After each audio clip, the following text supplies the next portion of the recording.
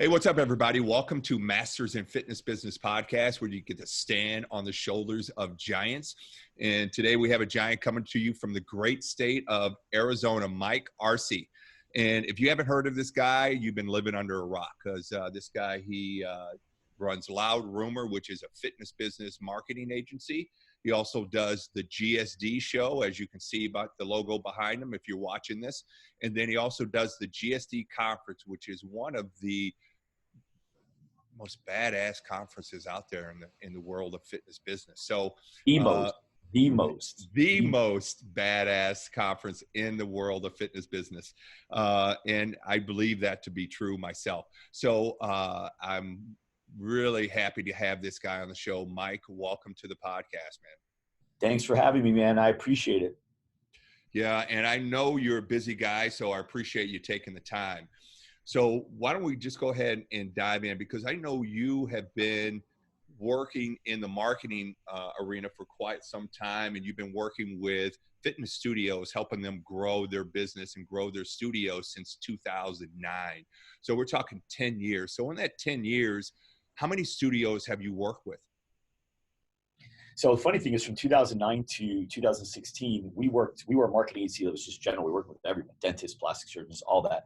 In January of 2016, we said, we're just going to work with fitness studios. That was my strength. I was a personal trainer, and I owned a fitness business in the past about 7 years. And it just felt like something I was helping the fitness studio members that we had, the clients that we had. I was helping them more than I was helping any other industry. And so we decided to niche. So in the last 4 years, we've worked with over 2,000 fitness studios. And that's as of today.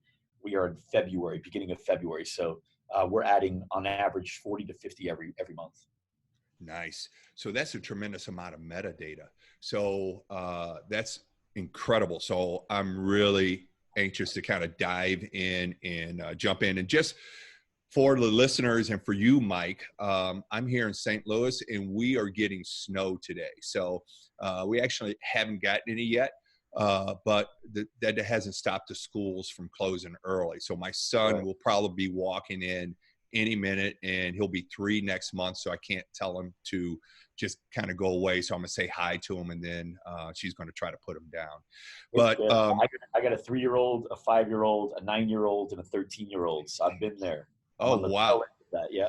Yeah, you got it. Wow. You're a busy man in all kinds of ways. All right. So you've worked with over 2,000 studios, tremendous amount of metadata there. So in your experience and in all of that data, what is the difference that you see between the top studios and the meh studios? Yeah. Well, I'll answer that question. Before I do, I want to make sure that listeners know where the data is actually coming from, to be able to give some more credibility to it. Because, when we look at it, we go, okay, Loud Rumor's a marketing agency. Well, the only data we're really going to have is on the marketing side, and that's just not it. So we actually help fitness studios make money and grow their business. And so the only thing we will do for them 100% is building out the marketing campaigns. However, we have a tremendous amount of trainings and coaching to help people in the space with everything. How to increase their sales conversions, how to do proper demos, how to hire, how to fire, operations, systems, money management, leadership, culture, HR, PR, you name it. And so how we do that, Jim, is we actually fly in the most successful fitness studios from all over the world. We fly them in here, and we have a virtual training production room down the hall. And we actually have them create mini courses. So the guy that's got 36-month average retention, which is unheard of, when the average retention in the space is about 7 months, we have him create an entire course on his strategies on how he retains his members so long. Same thing with people with the best sales conversion rates and the best tenure with employees, so on and so forth. So with that, we not only have data on the marketing side, but we have data across the board on pretty much every facet of what it takes to be a successful business owner. That brings me to the answer to your question. What separates the best, right? The top percent, the 5% from everyone else. And the difference is their ability to understand what it really means to be a business owner. There's a difference between being a fitness professional and a business professional. Very big difference. You can look at it in sports, right? There's basketball players that are great basketball players, but they're not professional. They're losing their money. They're not making money on the side with other things that they'd be doing, whether it be endorsements or commercials. They're not doing charitable work, not building other companies on the side, reinvesting their money. They're not professionals. They're basketball players, and that's what they're good at. You take a look at people like LeBron James and the late Kobe Bryant. They were professionals, right? So with business, with fitness studios, the people that are really good at the fitness side, they really know how to like run a great class and get people motivated and high five and all that stuff. It has nothing to do with your ability to scale a business. And so the top 5%, they are doing what the best business owners do, regardless of the industry you're in. They're reading books on what it means to be a great CEO, a great entrepreneur, a great business owner. They're reading about all the different pillars within a good business, which is people and culture. How do you have a great team, a team that works hard for you? How do you have great systems and processes? Because I'll tell you right now, Jim, great people do not run a good business. Great systems run a good business, and great people run those systems. And so once you understand how to build those and have people execute, sky's the limit. Same thing with money management. A lot of people do what's called bank account accounting, right? Your bank, what is it? Checking account accounting, something like that, where basically they determine whether the business is healthy or not based on what they've got in the bank. And in reality, you should be paying attention to your, P&Ls, your income statements, right? Your balance sheets, and understanding how those two things work together. And then lastly, sales, right? You got to understand sales. When you're really starting to grow, that should be your number one focus is how do we build up our membership? How do we get people to buy more from us? How do we get them to stay longer? And how do we get more new members? Those should be three main focuses when you're building. And all those things put together, I know it sounds like a lot, but then that last piece is building a good team. When you build a good team, the studio owners have to do all that. All they have to do is focus on building a team of really good people that are dedicated and then giving them the trainings and the resources to be able to improve their skill sets in those areas. That top 5% has that in place, and they don't even have to go into the studio. Literally, like they go in maybe once a week for a few hours to check in with their team, and then their team runs the company. It's the difference between being a person that runs a business and owns a business. You want to be the one that owns it.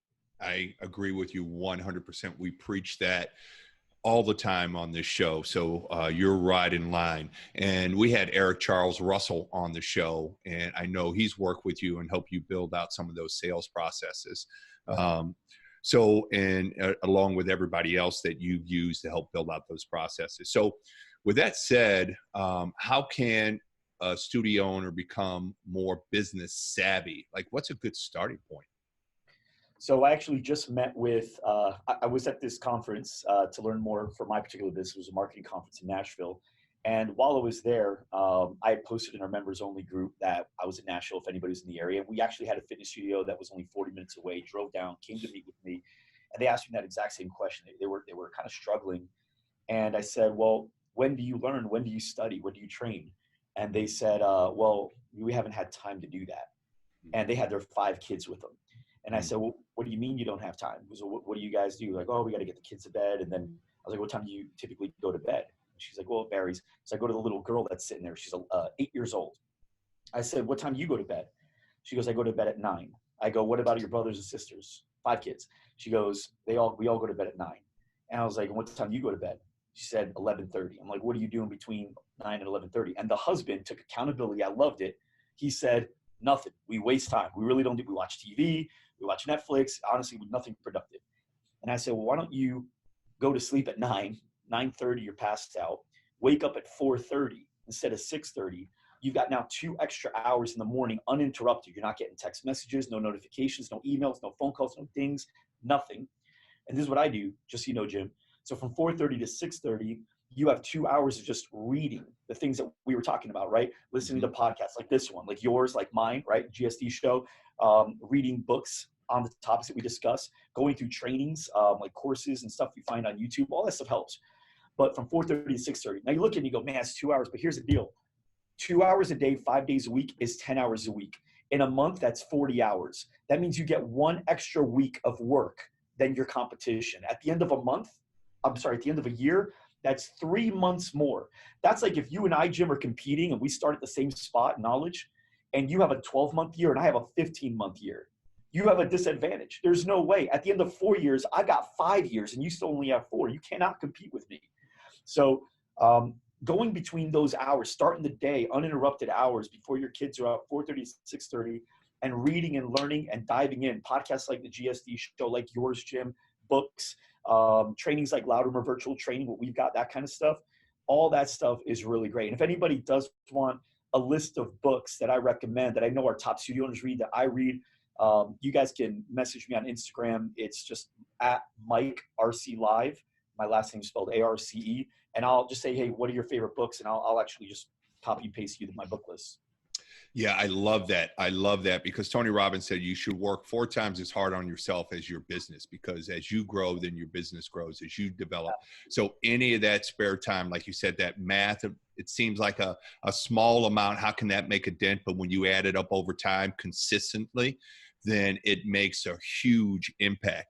So with that said, so what are the top 2 or 3 areas that they should start on now that they've been able to carve out that time and they have it set in their schedule? Where should they start? What are the top 3 areas where they should focus? Sales, people, and systems, in that order. Sales. You got to be focused on sales. So you have to understand sales. A lot of people think sales is just about being a good talker. It's actually about being a good listener. Communication is more about listening than talking. People that ramble and aren't paying attention to what their prospect or the person in front of them is actually wanting and needing out of this conversation, usually they don't get too far in the conversation. So reading books on sales, learning how to sell, doing a lot of sales training and role playing with your team so you can get that part down. Next thing is people. So as a CEO, your biggest project is building a team. Okay, who are my right players, my front desk, my studio manager, my instructors, and what are they going to be doing, right? Which brings me down to the third thing, which is processes, systems, right? So this is what this is what the front desk person does every day. This is the activity, the goals that they have to hit every day. So they've got to reach out to 5 paused members every day to check in on them, see how they're doing. They have to reach out to 10 members that haven't been as active this week every day. They have to definitely call all their leads every day. They have to reach out to their top 10 longest tenured members every week, right? And just check in. And every day as they go by, they've got their list of things they have to do that to check them off. The morning shift, the afternoon shift, and then that goes on. And when that activity is done, you'll notice a very big difference between you and the person that's just winging it and doesn't have all that activity. So creating the systems for them, for your GM, for your instructor, so that when people walk in, just like the NBA, right? Those are the best basketball players in the whole world. That the best team ever, right? The Golden State Warriors that only lost 9 games. Nobody's ever lost that few games in a season. They ran plays in every possession, offense and defense. They never won it, right? And that's a game. That's just a game. That's basketball. And so in a business, it's very important that you're definitely running plays for every position and every part of your business. So those 3 things you got to focus on. Yeah, I agree with you 100%. So let's just say they carved out the time. They're working on those 3 things: sales, building the team, and getting their systems in place. And like you said so well, good people don't run businesses, good systems do, and then good people run those systems. So what happens when your client's favorite trainer leaves? And they're a good trainer, good person, and they leave. Because this is one area where I personally struggle with in my training studio, is when a trainer leaves, how can you retain those clients? Because you don't want to focus everything on sales and then you're bleeding cash out the back door. Yeah, and that's a worry, a legitimate fear and a worry for fitness studios that have people running the business versus systems running the business and people running the system. And that's how you know if you have that backwards. If you're worried about an instructor leaving and people following them, you know right there that worry stems from people are running this company, right? People are there for the people and they're not there for the systems that the people run. So I'll give you an example here at our agency, right? I was talking to this one woman that was actually, I'll say her name because I actually mentioned on my podcast too. Her name's Brittany Welch. She's from a company called Lady Strong Fitness. And we were talking about this a little while back. She's got it all figured out and dialed out now. She's done a good job. But she asked me that question. She's like, hey, I'm afraid of, possibly an instructor leaving. If they leave, I feel like people are going to leave them. And she's been a member of ours for a long time here at the agency side of it. And I said, Brittany, let me ask you a question. You've been working with James now for about 2 years, 3 years. She said, yeah. I go, do you love James? She goes, oh my gosh, I love him. I said, awesome. If James were to leave to go work at another agency, would you follow James or would you stay with our agency and just get the next account manager? She goes, well, I'd hate that James left, but I would stay with Loud Rumor. I said, why? She's like, well, because I know that the next account manager is going to run the same plays as James. And I want to still get everything else that I get from Loud Rumor. I said, like what? It's like the Facebook group and the community that you guys have there and the events that you guys have and all the helpful material that you send on a weekly basis, like the podcasts, like these emails, like the booklets, like all these things. It's like, I know that if I follow James, I'll still have James, but I'll lose all the other stuff. And I would never want to do that. So the same thing goes, right? I've got a studio that I went out to go see in Oklahoma, went from 22,000 to 74,000 in a year in monthly recurring revenue, right? That's after being stuck at 22,000 for about 2 years and made some major leaps. And one of the things he's done is really create a great set of processes around the instructors. So his Facebook community is so engaged in, and all the instructors so engaged in. It's so helpful to be a part of their tips and strategies on how to eat better, how to sleep better, how to keep hydrated better, things to eat before a workout, things to eat after a workout, like everything you could think of around being a better, more efficient, healthier person is all being dialed in there. On top of that, they have really great systems and processes for creating meal plans for people and keeping them motivated and tracking their success. And it's just so many things, right? That if the instructor left, all those things go away. All they get is the instructor. And so if you have a business where really the only thing exciting about this studio is the class that Jane runs, well, yeah, Jane leaves, I'm going to follow. But if Jane's just one of the exciting pieces and there's more outside of Jane, you know, I'm sorry that Jane's leaving, but I'm excited for the next person. I think that's important. That makes total sense. That's a great little nugget right there. How do you implement, and where's a good starting point to implement that sales process into the business? So like, how do you get sales training implemented in your team so it's a part of the routine? Correct. Yeah, that's easier than most people make it out to be. Remember earlier in the conversation, we were talking about, I was just in Nashville in this studio that was about 40 minutes away, came down to see me. So they came down to the resort. That's where the conference was held. We were talking, it was basically about an hour and a half of coaching them. So we got to talk about a lot. And I told you about that little girl, the 8-year-old girl that was there. And so we were talking and they asked me, they said, you know, I feel like the sales training is just too time consuming. People aren't going to want to do it. They're not going to get it. It's just too time consuming in order to get it done the right way. And I said, time consuming? I go, can I make a clear point? She goes, yeah. And I go, permission to use your daughter as an example. They said, yes. So I go to the little 8-year-old girl and I said, can I teach you how to answer the phone the right way so you never miss a sale? And she goes, okay.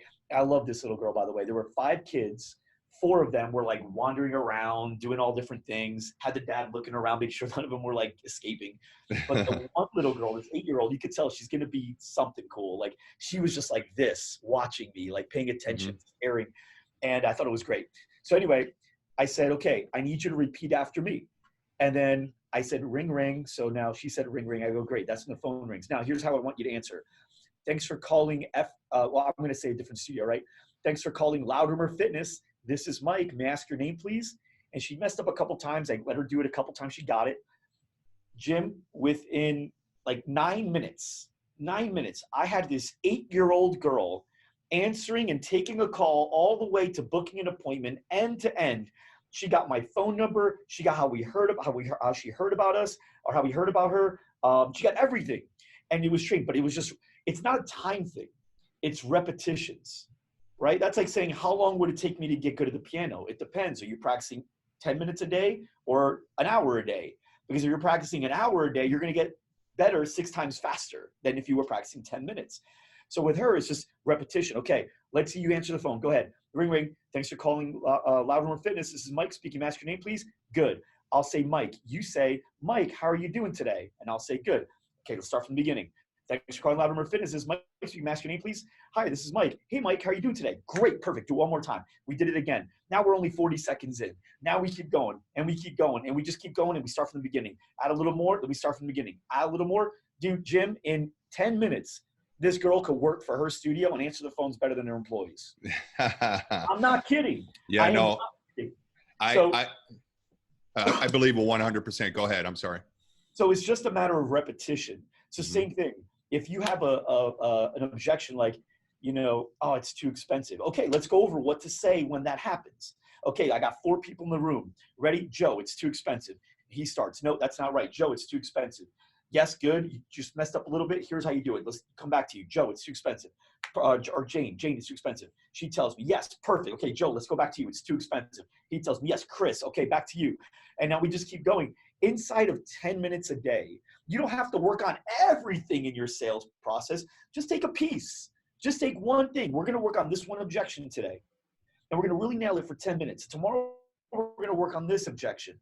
And the next day, we're going to work on the tour. And the next day, we're going to book an appointment. And the next day, we're going to confirm the appointment. Like every day, we can work on a new piece, spend 10 minutes on it. There's not that many pieces. You're talking 8 to 12 pieces you're going to have to work on. So every month, you can go over everything 3 times, right? And saturate it hard for 10 straight minutes.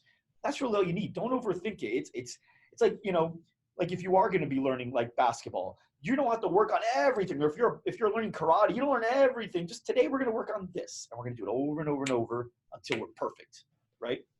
Yeah, I like that. And I've recently fallen in love with jujitsu, so I always make a jujitsu analogy. So you have to forgive me, but like I'm a white belt, but Yep. when I watch black belts roll, they do the same moves they teach me.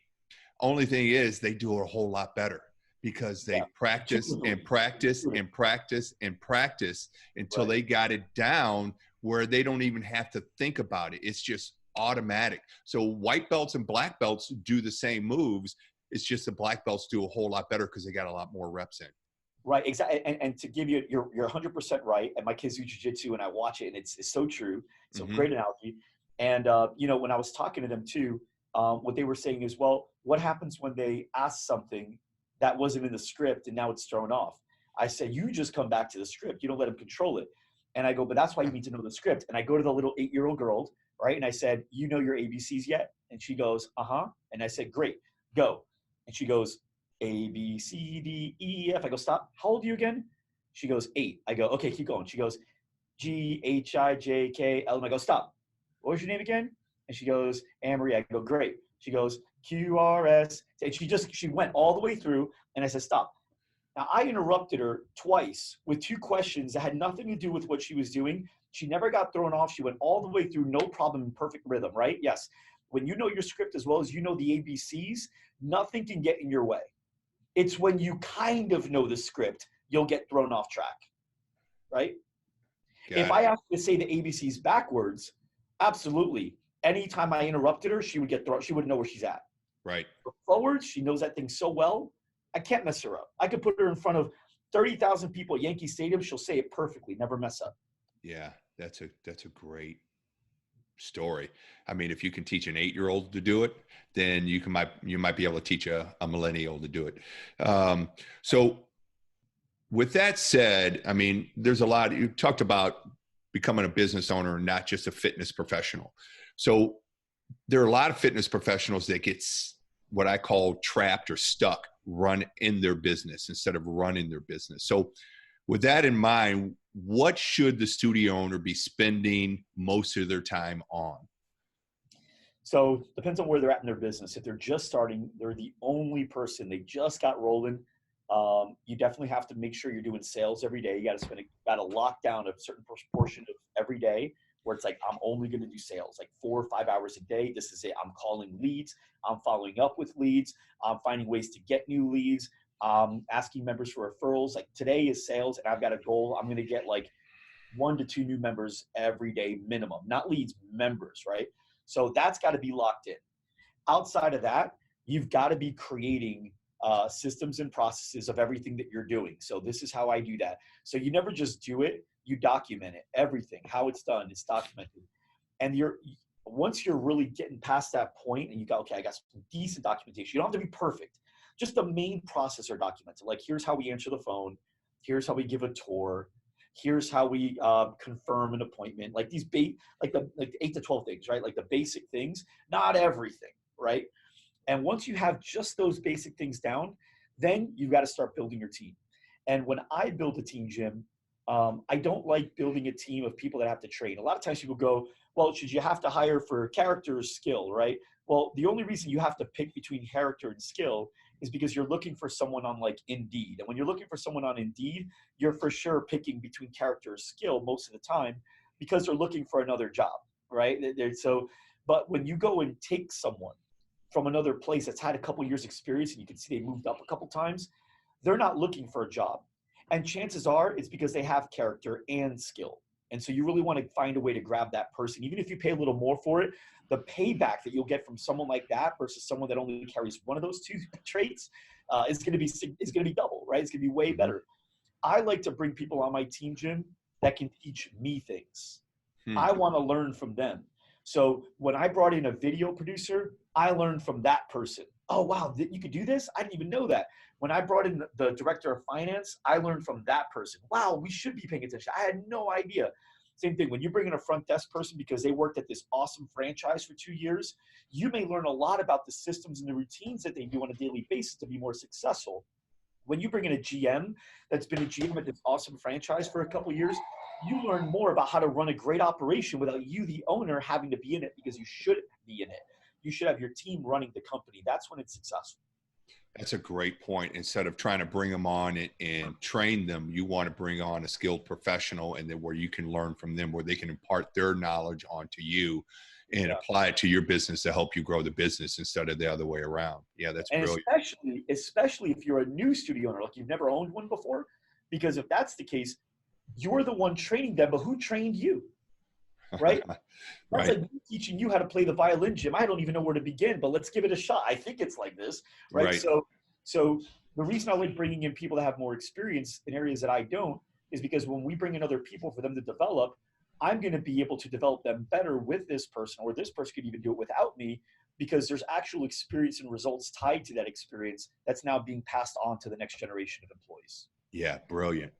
That makes a lot of sense. And then it saves you a lot of headache and a lot of, from the hiring process, hiring the wrong person and then having to fire them, all of that good stuff. So, yeah. So, and that's a whole nother podcast in itself. So let's say you bring on a GM. What should the GM be spending most of their time on? So the GM should be accountable for sales first and foremost. You're in charge of the revenue, right? And that includes the pauses, right? So retention, just overall adding monthly recurring revenue, or EFT, depending on how your business wants to define it and what your terminology is in your company.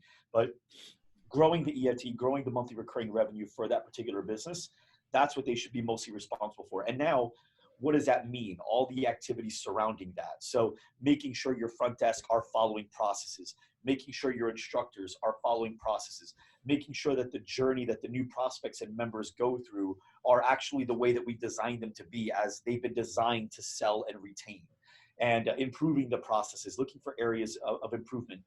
And more importantly, they should be looking for opportunities where the CEO isn't involved.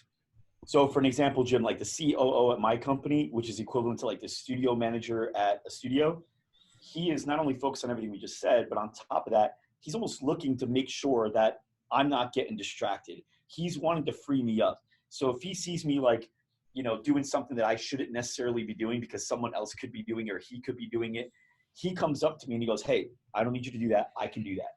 Or if he sees an employee randomly stopping me to talk about something that necessarily isn't about the business and it's during a time that I should be not here doing something, he would go ahead and say, "Hey, is there anything I could help with?" No. And then you find a way to like separate the conversation, because what he knows, and what your studio managers should know as well, is that their growth plan, their opportunities can't grow unless you, the business owner, find ways to grow the business, meaning getting second locations or expanding, or, whatever it would take to create more opportunities. Because at the end of the day, you don't go up past studio manager if there's just one location. That's it. That's where it ends for you, unless he starts giving you a partnership, but that's where it ends.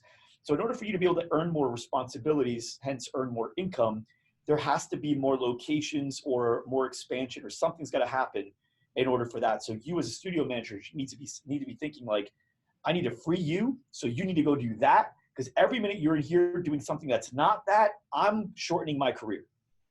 Got it. That makes perfect sense. So you got your GM who's in charge of all of that, just operations and sales. But do you have a dedicated salesperson or sales staff? And who should be in charge of sales and making sales? So I do, but for the people listening, let's stick on studios. Okay. I've seen a lot of different models. I've seen where the instructors sell. I've seen when they have actual salespeople. I've seen where they have front desk people sell. I've seen when they have studio managers sell.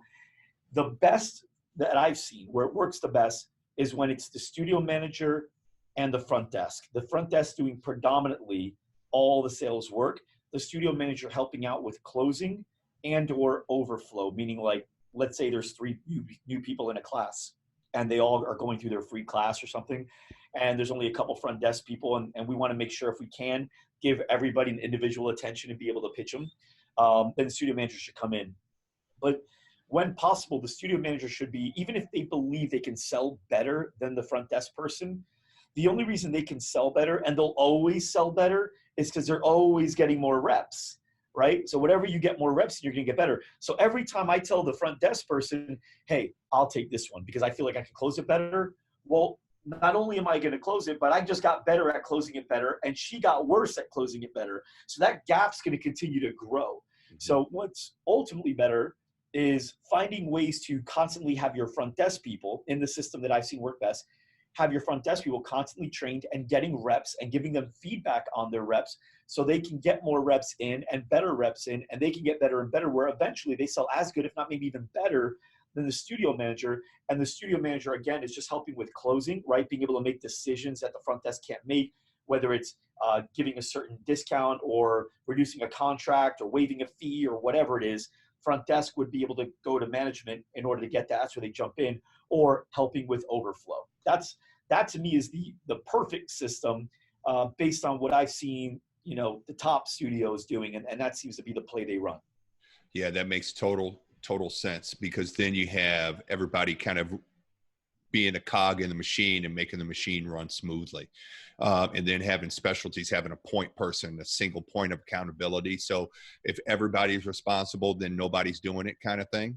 Right, exactly. And you have a front desk person there 4 to 8 hours in a day, right? Depending on if they're part-time, full-time. Mm-hmm. They're only checking people in every 45 minutes to an hour. Mm-hmm. Every 45 minutes to an hour that they're not doing that, they should be following up with leads, following up with their best members, following up with pause members, following up with people that haven't been active a while. That's all part of the sales process. They should be moving. They should be constantly moving. And the studio manager should be tracking that activity to making sure all activity goals are hit. Because when the activity is done, it's math. The results occur, right? Right. That makes total sense. So since it's math, like once you get that process in place and everybody trained and humming along, what kind of conversion rates should studios be seeing? What's the bar as far as when it comes to booking appointments, book to show, and show to close?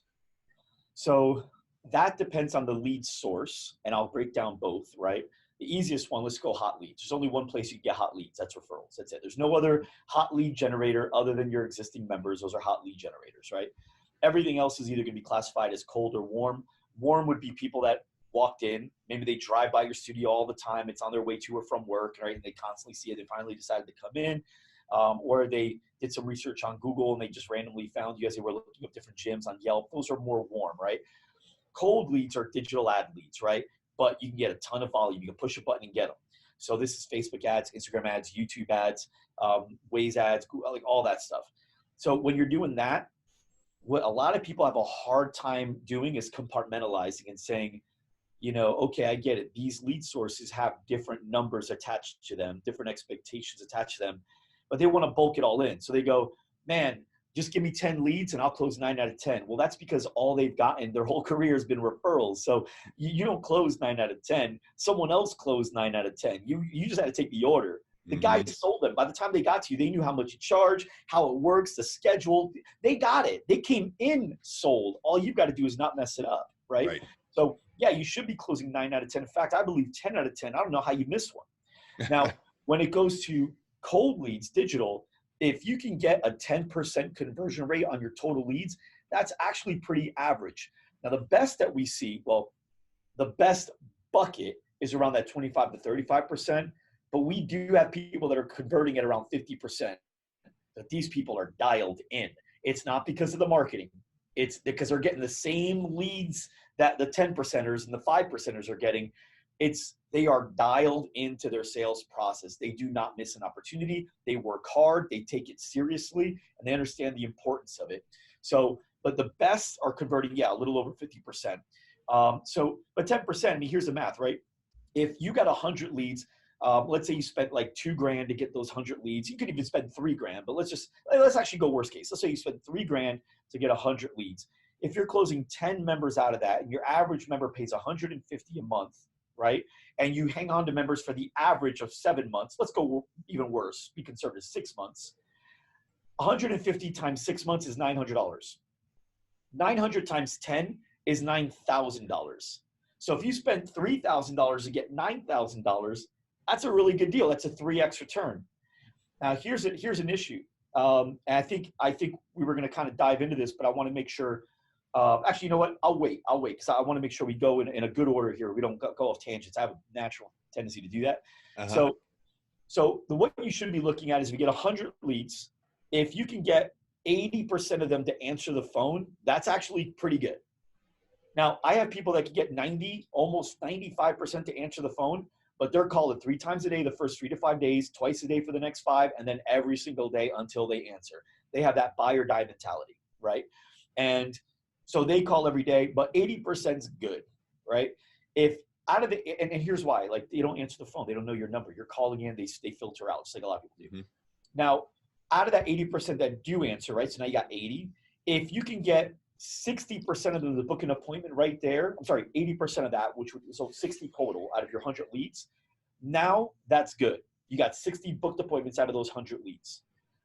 You're going to have 20 of those people that they don't have their calendar by them. They don't know. They have to wait. They're going on vacation. Can I call you back? So they're just not able to schedule right now. Mm-hmm. Out of the 60, if you can get 40 to 45 of them to show, that's pretty good. That's pretty good. We have people that only get 20 to show out of that number, and we have people that get almost every single one to show. A lot of that is your script and your ability to stick to it on getting people to confirm. And I go through a lot of that stuff in my, videos and stuff that I've got. So that stuff's free. You can see it online. Now, out of the 40 that you get to show, if you can get 10 of those, 25% conversion rate to buy, you're good. You're average, right?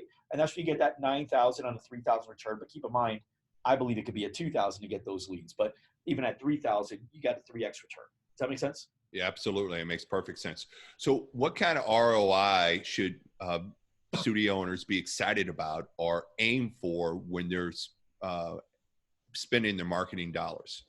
Okay, so I'm going to give you a perspective that I don't think anyone talks about. And I think it's frustrating to someone like me that, looks at ROI and I take it very seriously. I've studied a lot. I think a lot of you have weird expectations. So Jim, I'll give you an example. If you were to buy a house for $250,000, okay, and let's say you got 30% increase over the next 3 years, right? So now your house is worth what, like $325,000, right? You gained 75K. Would you be happy if 3 years after buying a house for $250 it was worth $325? Would you be happy? Yeah. Reason you'd be happy, Jim, with a 30% ROI, which by the way, Jim, that's not a 3x, that's not a 2x, that's not even an x, right? It's a third of an x, right? Right. So the reason you're happy with that is because of the size of the investment. It made 30% seem good because it's a smaller percentage on a much bigger number versus, if you got 30% of your marketing spent, right? If you spend $2,000, well, 30% of that's a $600 return. You literally spent $2,000, you only made $600. You would feel like you lost, right? So really what you're wanting to do is find a way. People are like, oh, how do I 3x, 5x? I mean, 5x, Jim. 5x is like you getting your house for $250K and selling it for 1.25 million or making 1.25 million on it later. Yeah. That's not even so the trick is, Jim, is what I've noticed, the best studios versus the ones that are like just dipping their toe in the water, those guys never make it. The toe dippers never make it, right? If they do, they got real lucky. Mm-hmm. or they got a good mentor somewhere along that toe dipping. But these guys will go, I'll just spend the bare minimum. Let's do like 500 on ads for the HCV. Let's do $1,500 total. Well, when you spend $1,500, even if you get 5x, right? You only made, what is that, like $7,500? Is that what it would be? 300, 3 grand, 6, yeah, it'd be $7,500, right? Right. So if you got 5x, you made $7,500. Now you take a studio owner that goes, no, screw that, man. I'm going to spend as much as I can. I'm going to put $10,000 into this thing. And if they get a 2x return, right? They got $20,000. Yeah. So 20,000 versus 7,500. So Yeah. you can brag about your 5x return all you want, but because you toe dipped, you made $7,500. And because I went all in, I made 10 grand. Uh-huh. You see what I'm saying? Yeah, I love that. I love that. Now, toe dipped. Yeah. Yeah. And here's the thing too, Jim. A lot of people, this is what frustrates me too, right? People will go, dude, I broke even on my marketing. I didn't make any money. I broke even. I hear that sometimes. These are people usually with people with poor sales process. But even with poor sales process, you can break even. They go, I broke even on my marketing. I go, yeah, you can look at it that way. You can look at it that way. You could also look at it as you got your name out to tons of people for free. It didn't cost you a penny. Yeah. You literally just got tons of free exposure, plus new members that'll be able to refer you hot leads, because the only place you get hot leads. You just got them all. You got all that marketing for free. You didn't pay a penny. But you go, dude, I broke even. I'm back in the same spot. No, you're not, because before you didn't have all that attention, right? So even if you're able to make a 30% or 100% or 2x, 3x, whatever, understand that along the way, not only are you getting members, but you're actually getting your name out to the community, where 10, 15 years ago, before the internet was like it was today, that's all people aimed for. Nobody was going for conversion rates. They were just, how do I get my name out? Right. How do I get the whole town to know who I am? Right. Creating that buzz, that energy, that excitement around your studio and your business. Right. Those are great points. So I feel like we've kind of covered the whole sales process from start to finish. And then I want to shift to, let's shift to most studio owners' biggest expense is employees. So how should a studio owner promote employees or give out raises? So you never give a raise based on what they've done. You give responsibilities based on what they've done. And then you give raises based on what those new responsibilities mean. So for example, you don't just go, hey, you've done a great job, therefore we want to increase your pay. What you say is, hey, you've done a good job, therefore we want to increase your responsibilities. And with those new responsibilities, this is what the pay matches, right? So maybe that person was only, let's say, a front desk employee, right? Let's say they were doing a good job. They were answering calls, they were doing that. Now you can say, hey, just want to let you know, over the last 6 months or so, you're doing a really good job. And you've proven to us that you can earn some extra responsibilities here at our company. So I now want you to start calling old members. I'd like to see you do that. I'd also like to see you create like new experiences for when people come in and actually start doing X and Y and Z. I want you to do that. And just so you know, I know that's extra work and it's something that I know you can do, but we're also going to increase your pay for that extra work. And so we'd like to give you X amount extra per hour. Yeah, that's brilliant. Because then instead of just doing the same old job for more money, then they're actually adding to the bottom line of the business. Well, that's how it should be, right? That's how it should be. You don't pay more for a meal because a meal is good. You just get more meals. You add to the meals. It's the same thing. You want to make sure that this person's good. They don't earn more money. They earn more responsibility, and the extra responsibility comes with more money.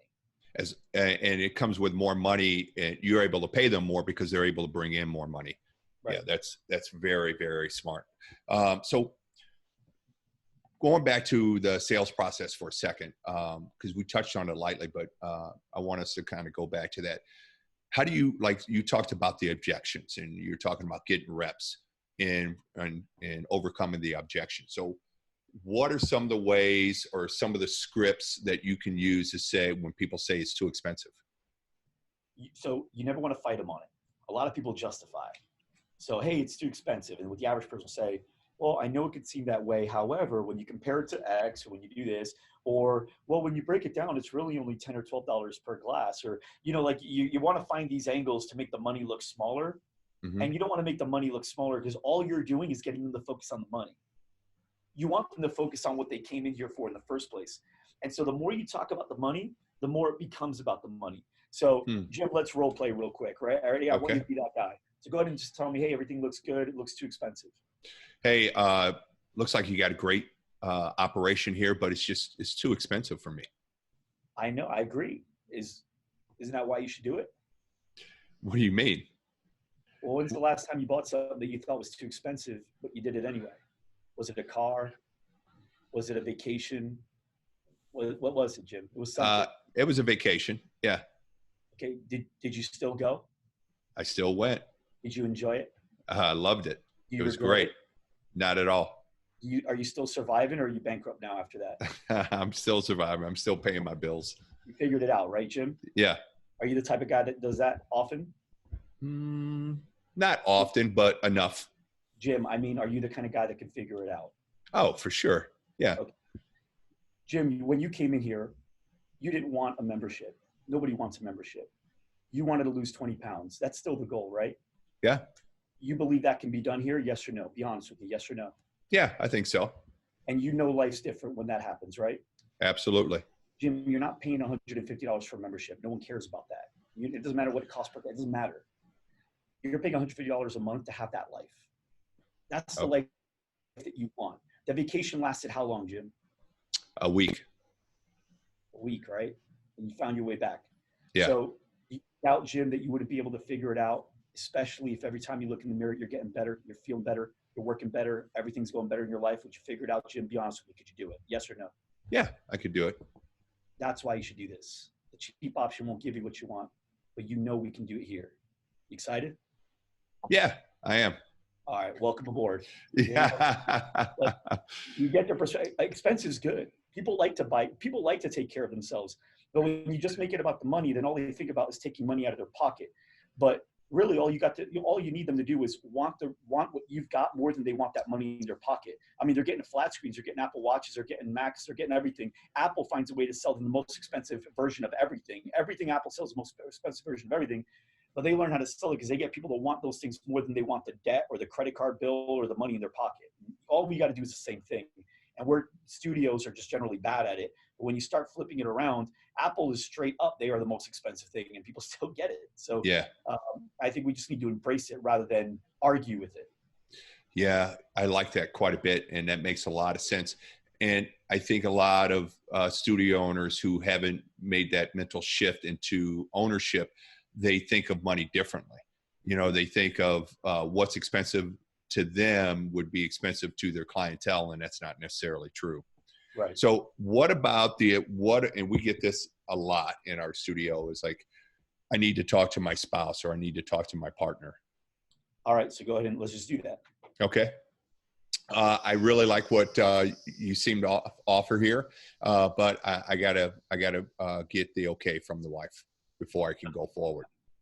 Jim, before we even go into that, because I understand, by the way, I like to do the same kind of thing too. Jim, did you like your workout today? You can be honest. Yeah, it was good. Yeah, it's definitely something I need. You need, okay. And so when you say that, that means you know this can get you there, right? Yeah, yeah. You can get to your goals.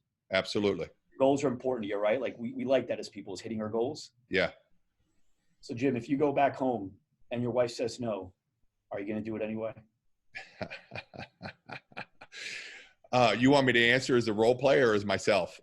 Doesn't matter, Jim. Yeah. Yeah, I'm going to do it. Okay. So then let's just do it. And here's the thing, Jim.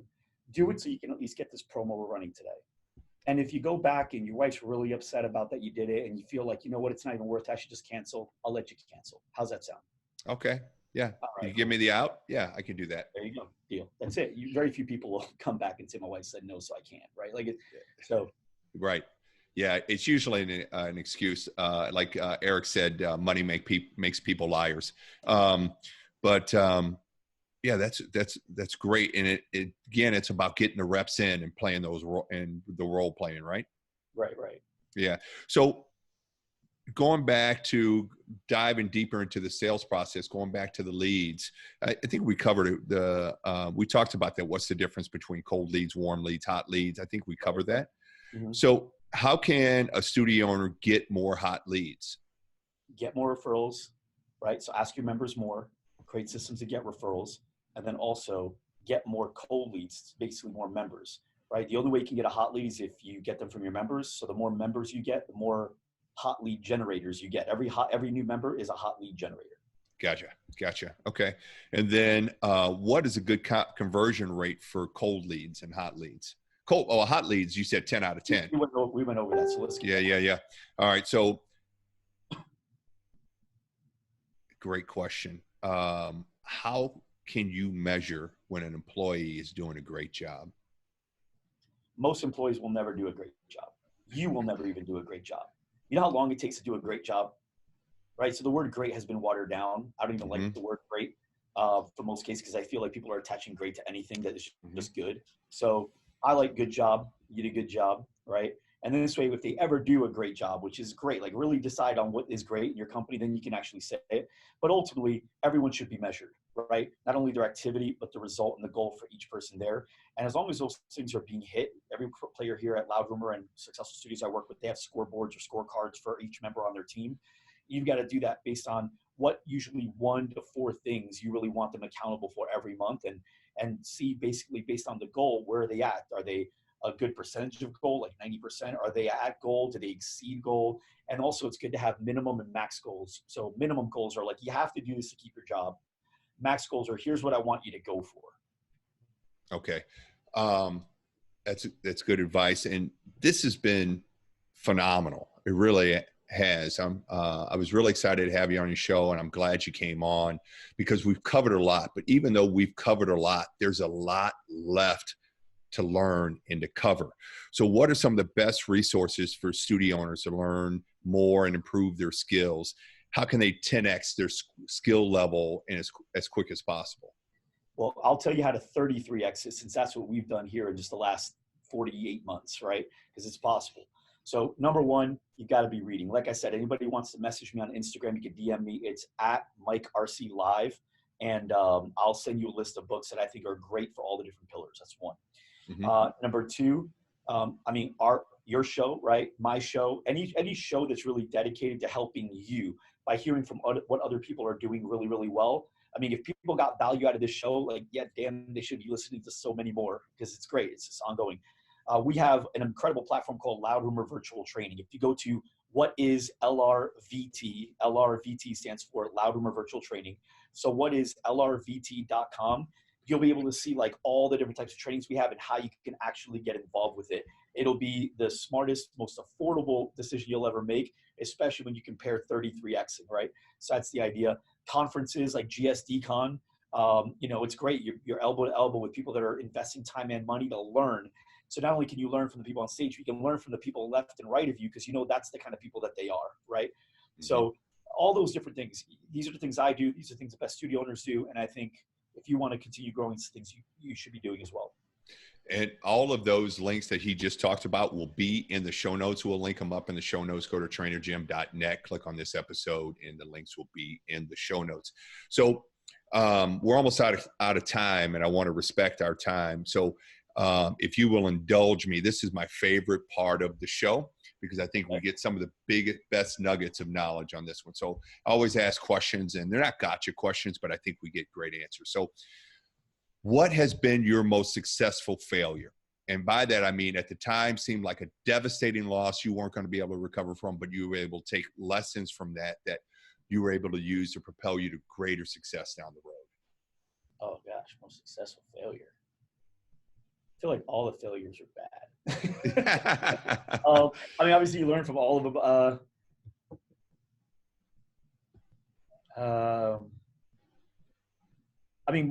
My failures are more around not doing things.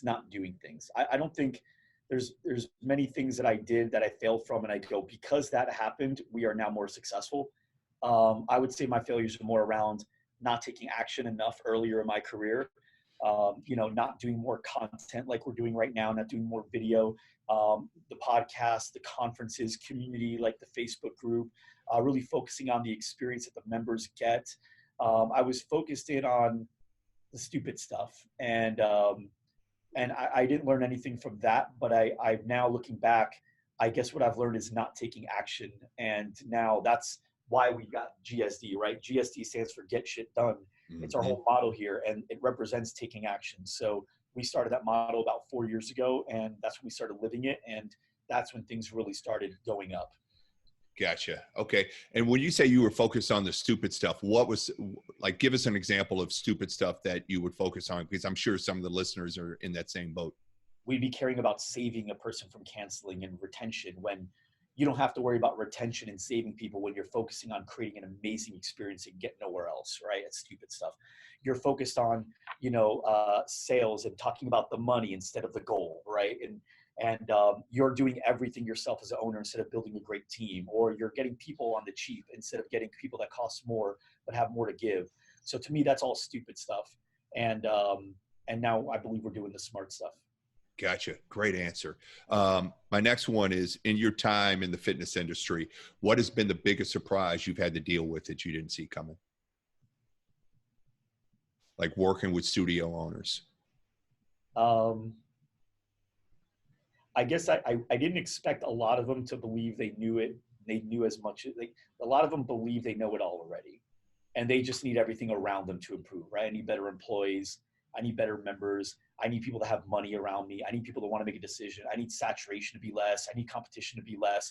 I need my marketing to be better. I need better building. I need a better partner. My wife's not supportive. It's like everything around them seems to be a problem, which is funny because in fitness, the one thing they are good at, it's all about taking accountability, right?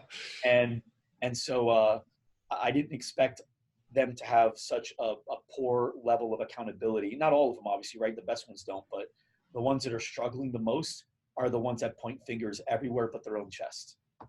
Gotcha.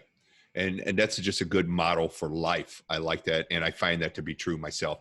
And then my last question goes back to something you already covered, but I want to see if we can expand on it, is where do you go for your personal and professional development? I got a few different coaches. So I spend about $300,000 a year in coaching. I work with Cameron Harold. I work with Russell Brunson. I work with Grant Cardone. I work with Digital Marketer. I go to a ton of conferences. I've already been to one this year. I'm going to another one this month. I'm going to another one next month. I'm going to probably a couple more on top of that. I go to boot camps. I read, every day. I listen to podcasts. I meet with people that are in the industry just like me. Like I had dinner in Nashville with another agency owner in the fitness space, and we got a chance to have dinner, work out the next morning, have breakfast. Yeah, I would say that's where I invest most of my time and money. That's pretty thorough. So what are, give us a couple of books that you read recently, what you got out of them. Right now, I'm reading Building Wealth, I believe, by Jim Dew. I think that's the title. I think it's called Build, but the author is Jim Dew. And I'm audio. I usually do reading and audio at the same time. So I'm reading Dianetics right now, Huh. and that's a really good book that kind of teaches you how to think more about yourself. Okay. But I don't suggest businesses read that right now. Like you want to read what you need, and Okay. so books to me are like music. Somebody says, what kind of music do you like? It depends. Am I doing squats or having a romantic dinner? And so I don't want to listen to rocky music while I'm, schmoozing my wife. Right. Yeah. So same thing. If you feel like sales are struggling, you should be dialed in on sales books. If you feel like culture's poor, dive into books around culture and leadership and communication. Money, then dive into that. So whatever you are going through, you should be reading books focused on that, because words will feel like they jump off the page. You'll feel like the book's talking to you, and you'll get more out of the book. That makes great sense. Great advice. This has been great. So where can people go if they want to find more about you, about Loud Rumor, about what you have going on? Loudrumor.com. So LOUDRUMOR.com. Awesome. And that link will be in the show notes, and just go to trainerjim.net, click on the link, and you can find more about what Mike has going on at Loud Rumor and GSD Con. I highly suggest you go. It will blow your mind. So Mike, thanks a lot. This has been great. Thanks for spending the time. I appreciate it, man. You got it, Jim. Thank you so much. And looking forward to getting to know you more. Yeah, absolutely. Absolutely. If I ever run into you at a conference or something, then we got to grab coffee or grab a bite to eat, because I'm big on that. GSD. Yeah. Yeah. You might be a little busy, but I'll try to pin you down. All right. All right. Thanks, Mike. All right.